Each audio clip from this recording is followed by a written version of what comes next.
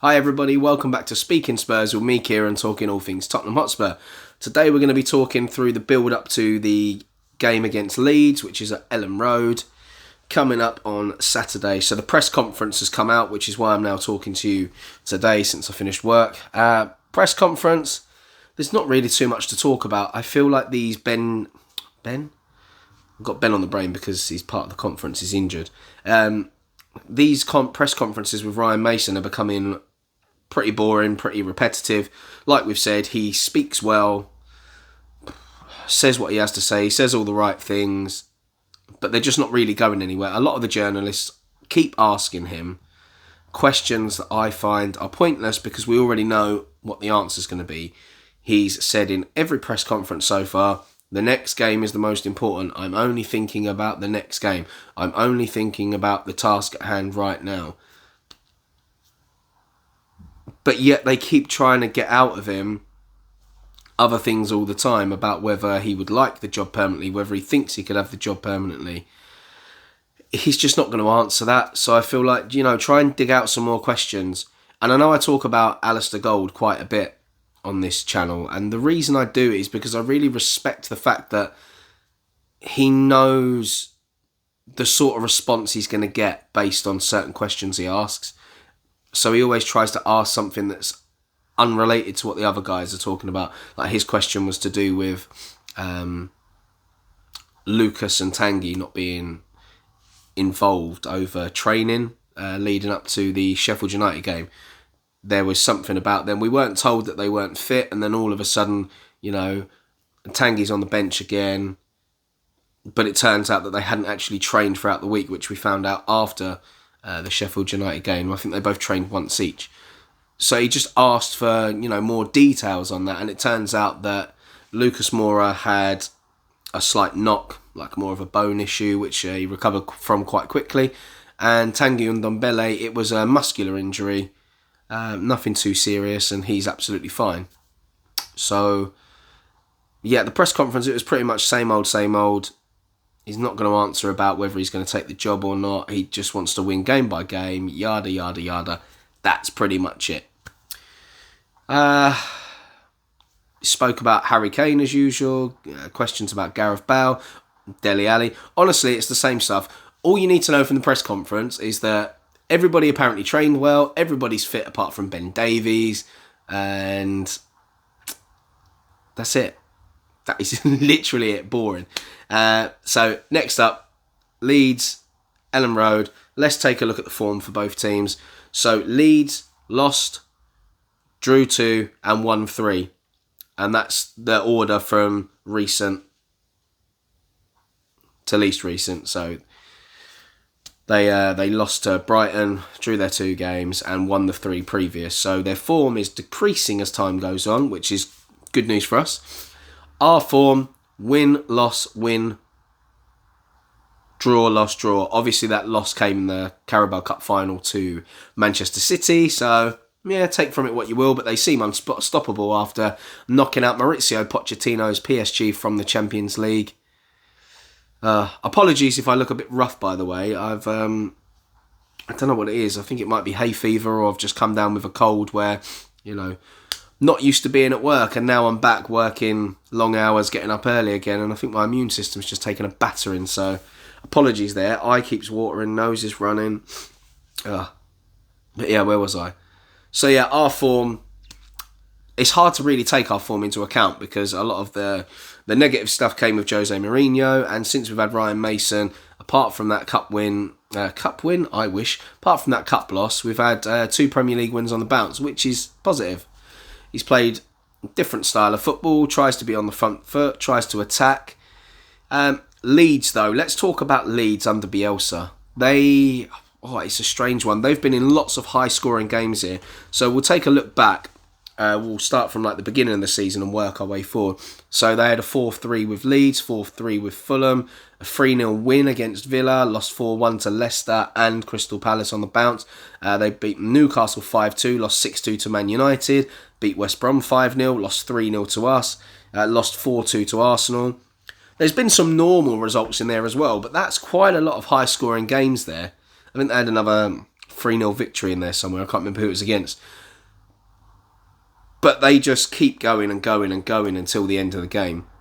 Like, even in a game where they're winning, they just keep attacking, and they play very, very quick tempo football. And I think in training they do this thing called murder ball, which we actually did for my Sunday league team in training.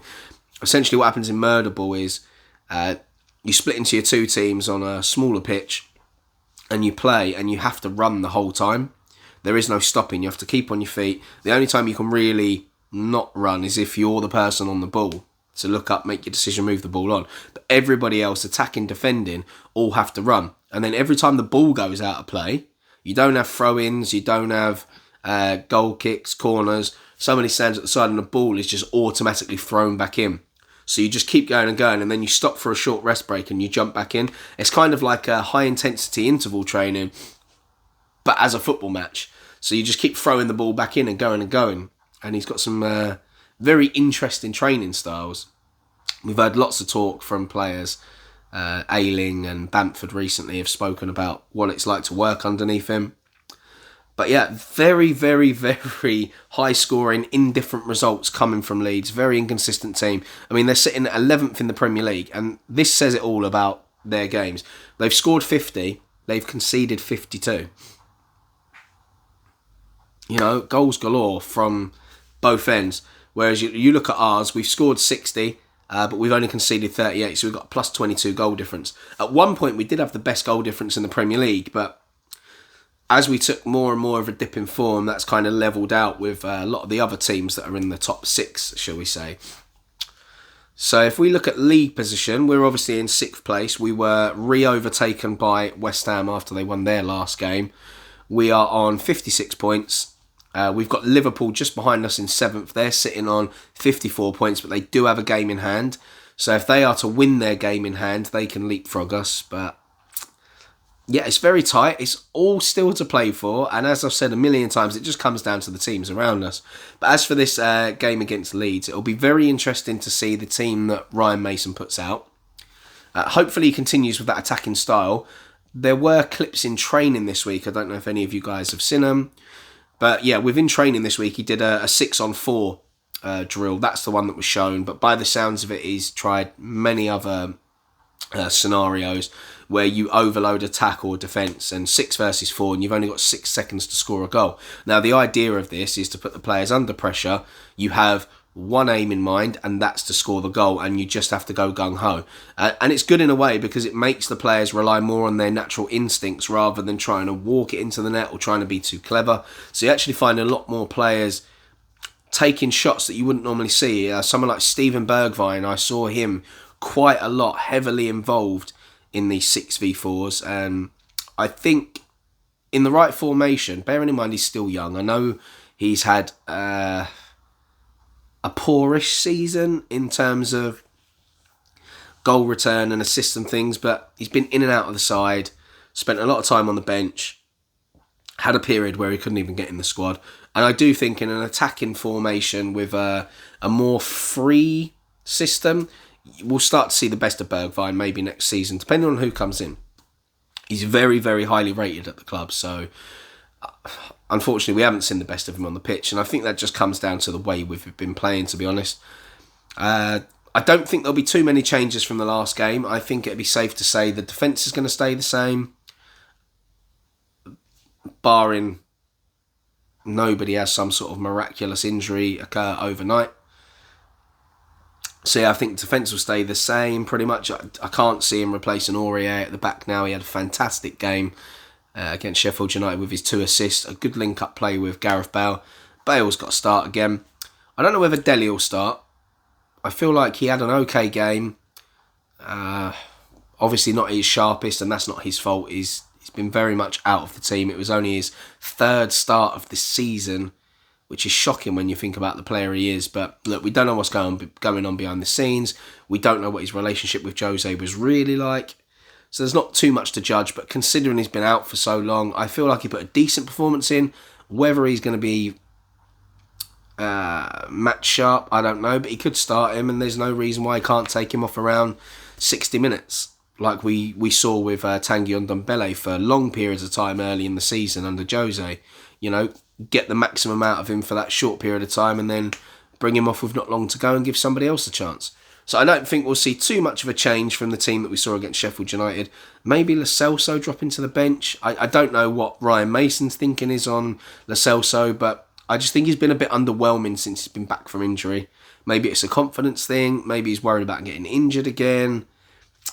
Maybe he's just got to find his feet. I don't know. We'll see what happens there. That's pretty much it for the Leeds game, to be honest. I'm only, 10 minutes in now? So I wasn't going to really talk about anything else. I was going to do a separate video, but seeing as there's loads of time, I'll do a little bit on Harry Kane and some talk on the management situation. So, Harry Kane, there's been reports, and again, we don't know how true these are.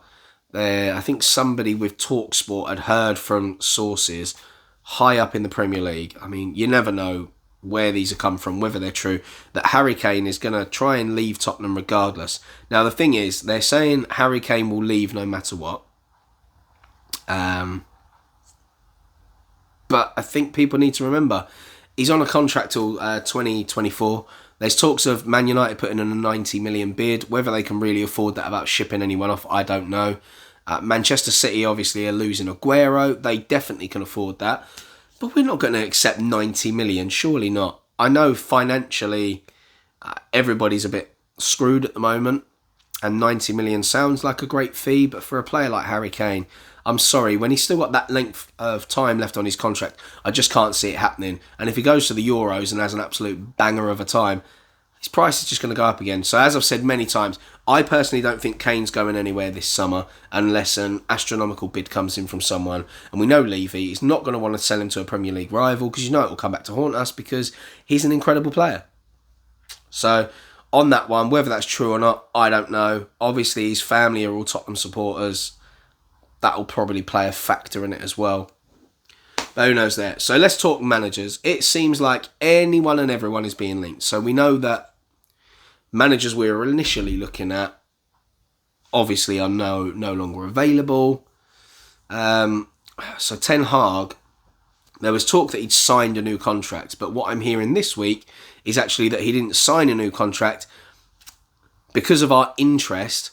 Ajax had an option to extend his contract, like we do a lot of the time with our players. We can extend by a year. Apparently that was the case. They chose to extend it. That does not mean Ten Hag is not an option. All that now means is that if we want Ten Hag, it's going to cost us a pretty penny. So we could still go for him, but I think with finances involved now in that sense, we can kiss goodbye to that one because Daniel Levy is tight like a tiger. So I can't see that one happening. Brendan Rodgers, it just makes no sense to me for him. For us, it makes a lot of sense. Go for him. Great manager, someone that apparently we really, really like, but I can't see it happening. Leicester, if they managed to get Champions League football, I can't see why Brendan would jump ship and come to us when we're not going to have Champions League football. We potentially will. So that's the only scenario I can see him coming to us if we manage to secure Champions League football. But, you know, Leicester's recruitment is fantastic at the moment. They seem to get the best out of players. I mean, Tielemans, what a player. He's somebody that I wanted us to sign. We were linked with. It never happened. They've just been really, really efficient in the transfer market. And they've been brilliant to watch at times. I think Brendan's a fantastic manager, but it just doesn't make sense. I know we're technically a bigger club than Leicester. But honestly, ask yourselves right now, if you were in Brendan Rodgers' position, let's take off our Spurs hats for a second, right? You're in Brendan Rodgers' position. You're manager of Leicester. You're doing really well. You have good backing from the board. The recruitment's good. You're in a great league position. You're going to have Champions League football. You're at least going to stay with them to see how they do in the Champions League. So I don't think that one's going to happen. There's talk that Graham Potter, who I really like, and he's the guy that I want. Apparently he's quite low down on our list of priorities. I think some of that just comes down to the fact that he hasn't managed a real big team and bigger personality, should we say, in the world of football. You know, people like your Gareth Bales, your Harry Kane, Heung-min Sons, Toby Alderweireld, Hugo Lloris, you know, those high status players. I don't really see that as a worry. We brought in Pochettino. Pochettino was fantastic. He managed Southampton. So why not Potter? Look, at this stage, we're not as attractive an offer as people think. So these top targets, a lot of them are just going to wait and see where we end up. That's the way it's going to be. I know they apparently want to get somebody in before the end of the season, ready for next season, but I just can't see many of the top managers wanting to do that without seeing exactly where we finish. They're going to want assurances on Son and Kane. Are they going to stay? I mean, it's going to come down to those big factors. So, yeah, still for me, Graham Potter is somebody that I really want. Scott Parker apparently is somebody that the club really like. And as I've said, I just don't think he's ready. But he's going to be cheap. And they've always got the option of saying to him, look, have Ryan Mason as your number 2. Ledley King's obviously at the club. He hasn't done all his badges yet, which is probably the reason why he wasn't offered the interim job. And then you've got 3 ex-players, all fairly young, at the club running it, and it's going to cost them not a lot. So that will look like an attractive offer. Will Ryan Mason get the job? I mean, if we win all of our games, manage to finish in the top 4, like there's every possibility he could be offered the job.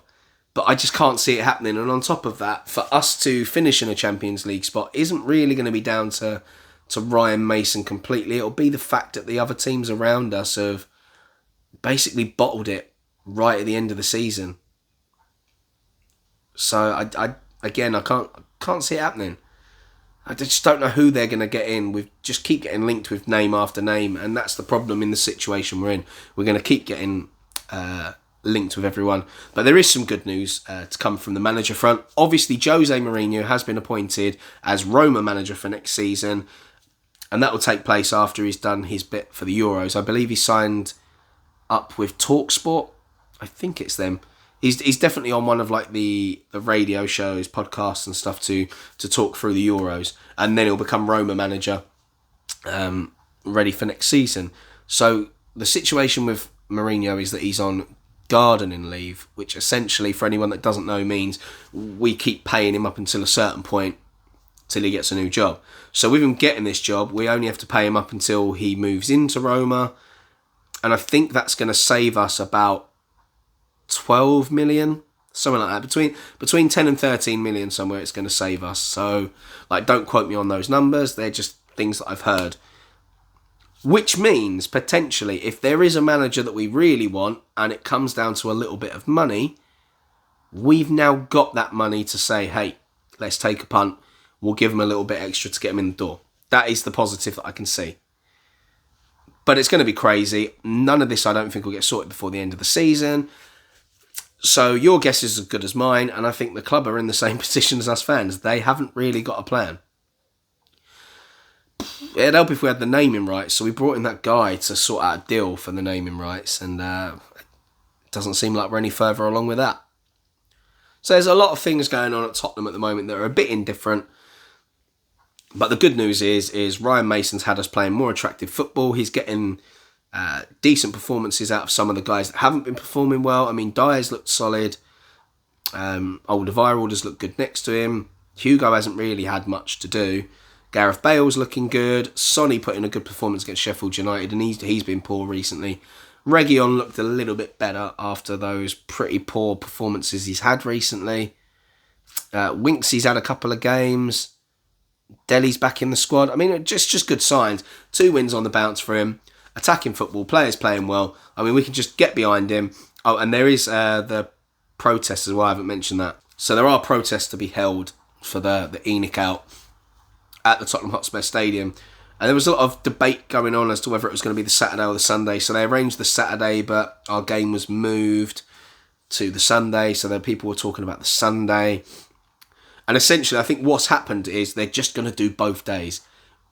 And people are arguing about that, like, make your mind up. But you've got to remember, people have lives, people are busy. Like, the protests are not going to be the most important thing they've got going on at the moment, especially as we're kind of weaning ourselves out of this pandemic. So just don't argue over it, guys. If you can make the Saturday, make the Saturday. If you can make the Sunday, make the Sunday. Like, I don't care which one you go to. Just go, make your voices known, be heard.